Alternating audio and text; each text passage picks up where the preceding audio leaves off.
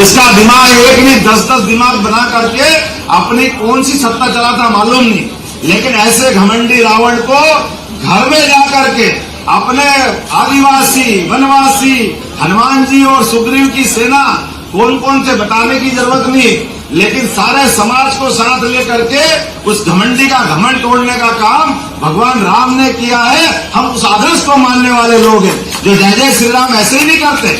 जीवन में सुबह शुरुआत होती राम राम से, किसी को प्रेम से बोलना तो जय श्री राम।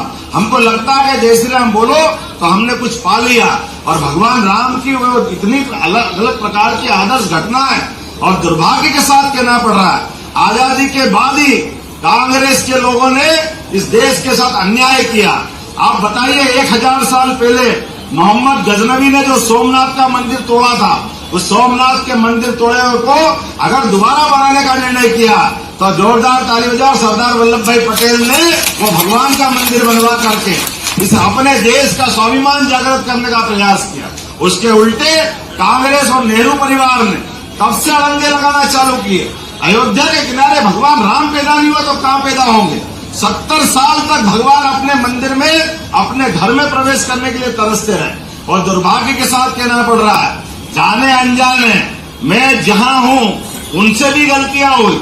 भगवान के राम में भगवान राम के मामले में अड़ंगे लगाना ये किसी दृष्टि से उचित नहीं मानता हूं। और मैं इस बात के लिए जानता हूं परमात्मा की दया से जब सुप्रीम कोर्ट का फैसला हो गया इसके बाद क्या बचा था, लेकिन सुप्रीम कोर्ट के फैसले के बाद भी ये घमंडिया गठबंधन और इनके सारे लोग आज भी भगवान राम के अस्तित्व पर प्रश्न खड़ा करते हैं, ये सनातन संस्कृति पर प्रश्न खड़ा करते हैं। और हमने मोदी जी के दूसरे कार्यकाल में देखा, पहले कार्यकाल में उनने हमको मालूम है पाकिस्तान को ठिकाने लगाया, पाकिस्तान के आतंकवादी घटनाओं को रोकने का प्रयास किया।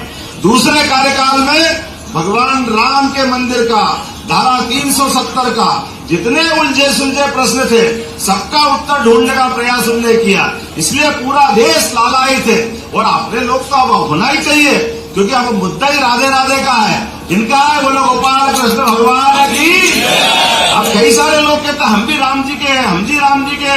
भैया हमने कहा तुमको तो बुलाया, तुम तो आराम कर रहे थे, तुम तो आए नहीं, जाने क्या क्या कह रहे थे। लेकिन चलो कोई बात नहीं, राम जी का निकल गया, अब गोपाल जी का आगे है, क्या परेशानी है। अब आप डंके की चोट बोलो कहा मथुरा में भगवान राम का मंदिर बनना चाहिए, वो दम से तो आना चाहिए ना। आप नहीं आओगे, वोट की फसल काटना चाहोगे, ये वोट की फसल देने वाले नहीं है। भारत के लोग जग गए हैं, मैं भी आपके इसमें से आता हूँ। हमारे परिवार में भी कोई सांसद नहीं, कोई विधायक नहीं, कोई मंत्री नहीं, ये केवल फैले हुए कीचड़ में कमल खिलाने वाली पार्टी है। किसी को भी मौका दे, मंत्री बनाए, मुख्यमंत्री बनाए, प्रधानमंत्री बनाए, ये केवल भाजपा कर सकती है। मुझे इस बात को कहने में कोई गुरेज नहीं। एकमात्र पार्टी भारतीय जनता पार्टी जो हर किसी को मौका देती है। हमारे बीच में कोई इस तरह का भाव नहीं है, कोई कांग्रेस नहीं, कोई बीजेपी नहीं, लेकिन जो राष्ट्रवादी भाव की बात करेगा हमारे उसके साथ चलना पड़ेगा। और मुझे इस बात की प्रसन्नता है यशस्वी नरेंद्र मोदी जी के नेतृत्व में जिस प्रकार से भाजपा चल रही है, भाजपा ने अपने सभी क्षेत्रों में एक के बाद विकास के नए कीर्तिमान बनाए। आज सांस्कृतिक अनुष्ठान का पर्व चल रहा है। लोग अयोध्या अयोध्या कहते रहे, अयोध्या में तो मंदिर बनाया ही बनाया, अयोध्या से अरब में भी मंदिर बनवा दिया। यह नरेंद्र मोदी की अपनी क्षमता, ये धाक और शान कि हमारे अपने देवी देवता दुनिया में कहीं भी हो उनका मान सम्मान क्यों नहीं मिलना चाहिए, उनको क्यों सम्मान के साथ नहीं देखना चाहिए। अरे हम किसी का अपमान नहीं करना चाहते, लेकिन अपने सम्मान का तो ध्यान रखेंगे। वोटों के कारण से केवल हिंदू समाज को लज्जित कर दें, ये नहीं हो सकता। इस बात का विरोध करने के लिए सदैव भाजपा के लोग सबसे आगे रहते हैं। और ये यूपी के मैनपुरी की तस्वीरें आप देख रहे थे।